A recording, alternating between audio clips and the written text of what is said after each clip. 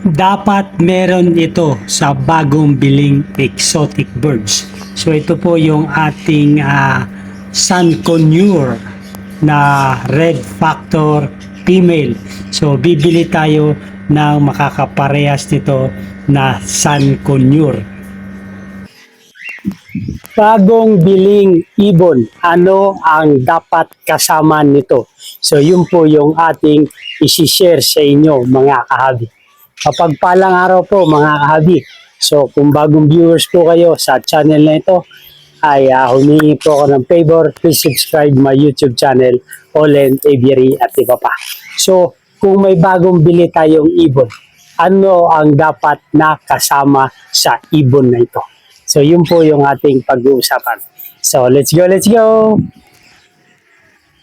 So mga kahabi, kung bibili tayo ng exotic birds at gusto natin iparehistro sa DNR, dapat merong itong kalakip na mga documents tulad ng official receipt, deed of sale, or deed of donation.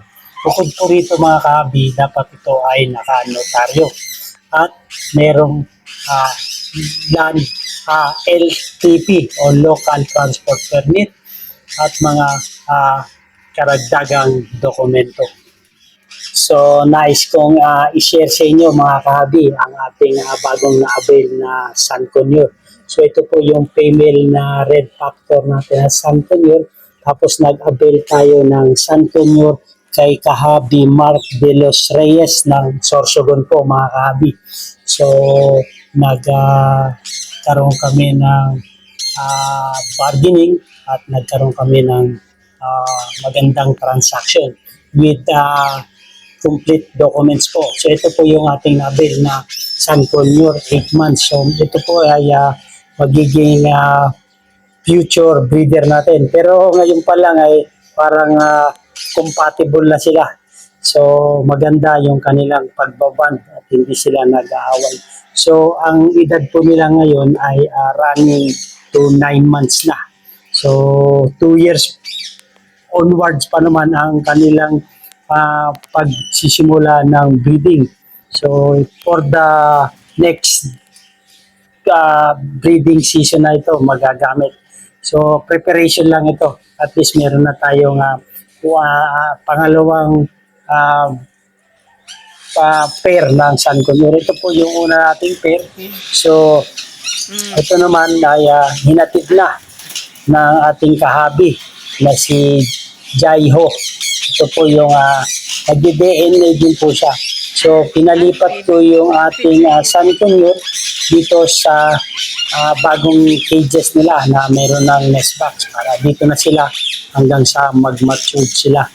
So dahil itong pinaglagyan ng previous na cages ng ating sun conure ay wala pong nest box. So nung nakahanap na tayo ng makakaparehas at salamat sa iyo at shoutout ko sa iyo kahabi Mark De Los Reyes sa magandang materyales na kanyang ibinigay sa atin. Itong ating red factor, ito po ay tame. So maamo po ito. Nagsimula ito sa hand feed. So kay Steven Sikat naman ito ng Maynila. Ito galing ating tame na sun conure. So maamo po ito. Ngayon lang, dahil hindi na siya na hand feed, hindi na siya nahawakan, kaya medyo nanunuka-nuka na siya. Pero hindi po siya mailap dahil hand feed niya po. So, nung hinatid na sa atin, ito po ay galing Sorsogon, itong ating bagong sun conure. So, hinatid ni kahabi at Jaiho. So, yan po. So, merong isang sun conure at isang crimino na Indian ringlet. Hinatid sa atin dito sa Barangay Maunon, Ligawan Bay. So, sa topic natin, sa pag-aabil natin ng exotic birds, ano ba dapat ang may kasama nito? So, dalawang option po yan mga kahabi. Bibili tayo ng with papers at bibili tayo without papers. So, yun po yung nagiging kalakaran ngayon. So kung gusto nyo maiparehistro sa DNR, ang nabili nating exotic birds, dapat with papers ang ating i-avail. So yan po mga kahabi, yung pag-share ko ngayon ay yung bagong dating pa lang ng Indian ringneck ay ng Sun Conure. So nilagyan natin ng divider para magkaroon sila ng pagkakakilanlan. So ito dapat mga kahabi, ang kasama pag bibili tayo ng exotic birds. Merong official receipt at merong veterinary certificate, meron inspection certificate. Dapat po mga kahabi, kompleto. Merong picture ng exotic birds na ating na-avail. Yun po ay naka-attach yan. Tapos yung quarterly breeding report ng may-ari at ID niya. Ayan po ang napakahalaga kung sino may-ari. At yung wildlife farm permit ng owner. Photocopy na lang po yan mga kahabi.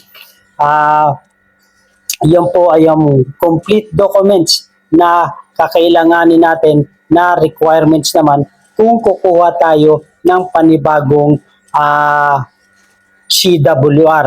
Kung bago lang po tayo. Pero kung meron na tayong CWR, ito po ay additional stock naman. So yun po ang napakalaga. So paano ito may paparehistro? Kung pagpapasa tayo kahabi ng QBR, ito naman po yung ating second quarterly breeding report o yung tinatawag na QBR. So ito po, napareceive ko na mga kahabi. Ayan po yung ating monitoring and inventory report. Ito naman yung breeding report ng ating mga napaanak na mga species. So isasama nyo rin po yung picture ng mga progenies, mga kahabi, kung ilang peraso at kung ano yung species. So ito po ay ang green chick conure. Tapos panibagong species, gagawa ulit tayo ng breeding report. Tapos picture ulit mga kahabi, katulad niyan ng Indian ringneck. So panibagong species ulit, panibagong breeding report at picture ulit. Ito naman yung kakatail. So pag itong bagong bili natin na Sun Conure ay ilalagay natin sa additional stock. So pagpapasa na si Mrs. dito sa DNR Ginupatan. So yan po yung location ng DNR Ginupatan dito sa Region 5. So magpapareceive na tayo ng ating quarterly breeding report. At the same time, yung ating additional stock na Sun Conure. I-attach din po natin yan. So 2 copies po ang gagawin natin mga kahabi. Isang copy para sa DNR at isang copy naman po para sa atin. So yun po mga kahabi. So nais ko rin pong i-share sa inyo ang ating mayroon kasi akong naiisip na maging project sa ating nest box. So yung gusto ko yung kahabi yung drawer type. So magdi-DIY lang ako. So dito naghanap tayo ng pwede nating gawing tray. So hindi na tayo magpapabricate. Gusto ko yung easy na lang at madali. So may nakita ko na pwedeng gawing ito yung tray. So sa drawer natin. Maganda ito dahil hindi na natin kailangan lagyan ng screen mga kahabi dahil butas-butas na. So meron na siyang hindi na mag-i-split yung paan ng ating Indian ringneck or mga medium bird. So, tingin-tingin lang muna natin. Kuha tayo ng metro, sukatan natin kung ilang inches or pwede ba itong gawin nating na drawer. Ito yung tray sa gagawin nating drawer type na nest box. So, yun ang gusto kong project mga kahabi. 12 feet. 12 inches, 1 foot.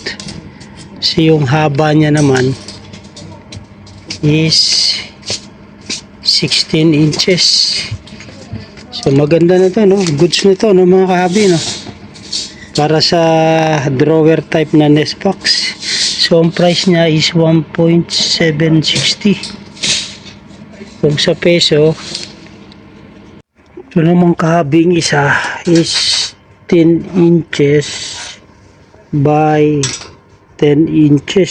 Sayang, hindi pa umabot ng 12. Ito, maganda rin to.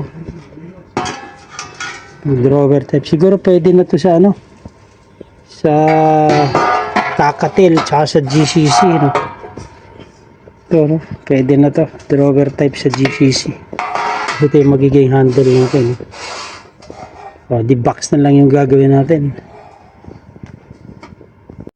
So, tingin-tingin lang muna tayo rito mga ka-hobby at gusto ko rin magtingin ng mga feederer. So, kung maganda ba ito or sulit ba sa presyo kumpara sa atin. So, hanap-hanap ito. Meron din ako nakita rito na tray. Medyo maganda ito at medyo malaki yung butas. So, hindi na natin kailangan maglagay ng screen para sa flooring niya para hindi mag-split. So, sukatan na uli natin kung pwede na nga itong panibago kong nakita na tray. Ito maganda dahil maganda yung butas nito. So, nung sinukat natin ay ang sukat nito ay 11 inches by 16, 15, 11 by 15. So, parang pwede na to. Kaya ang minimum, di ba, 12 by 12 inches. So, pwede na to. Ito na lang siguro yung ating gagawin tray. So, yun. Mag-a-avail tayo nito. Kung ilan yung available, kunin na natin. So, unti-untiin lang natin para preparation. Tapos, ipapakargo natin para pag uwi natin sa Pilipinas, ay mayroon tayong i-DIY na nest box para sa atin. Kasi maganda ito mga kabi pag drawer type. Madaling linisin. So yan, goods na to. Kuha na tayo. Tapos hahanap naman tayo ng feederer. Ito meron din ako nakita rito ng mga stainless na feederer. Waterer tsaka feederer. So iba-iba yung size na nakita ko. Meron 10.7, 12 centimeter, meron 14. Pero kukunti lang kasi yung quantity niya. Kaya hindi ako makabili ng isang size na maramihan. Dahil yung available niya ay kukunti na lang. Pero magaganda yung quality nito. Mga pure stainless mga kahabi. So titingnan natin yung magandang sukat lang. Yung hindi naman masyadong malalim at hindi masyadong ito may napagpilian ako na tatlong sizes nito. Halos 6 inches yung taas, yung isa 2 inch, so 5 cm, so isa 4. So parang gusto ko na kunin itong tatlong different sizes para gagawa na lang natin ng guard dito. Para yung maliit na feederer para sa mga maliit na ibon natin. So okay na to, goods na to.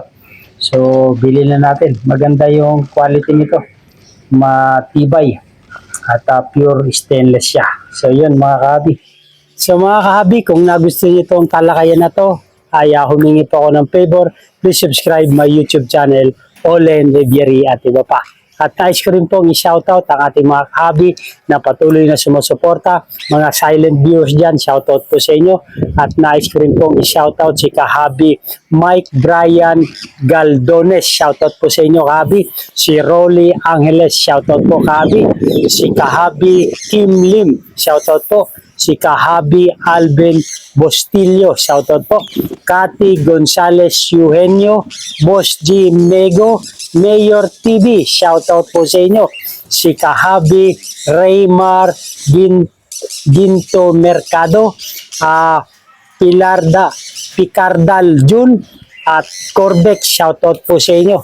Si kahabi Alberto Ramos, Juan Arwin Gilas, shoutout po. Si Verdi Aviary, shoutout po sa iyo kahabi. Victor Aguila, Jose Villanueva, shoutout po. At last but not the least, si Roberta Angeles.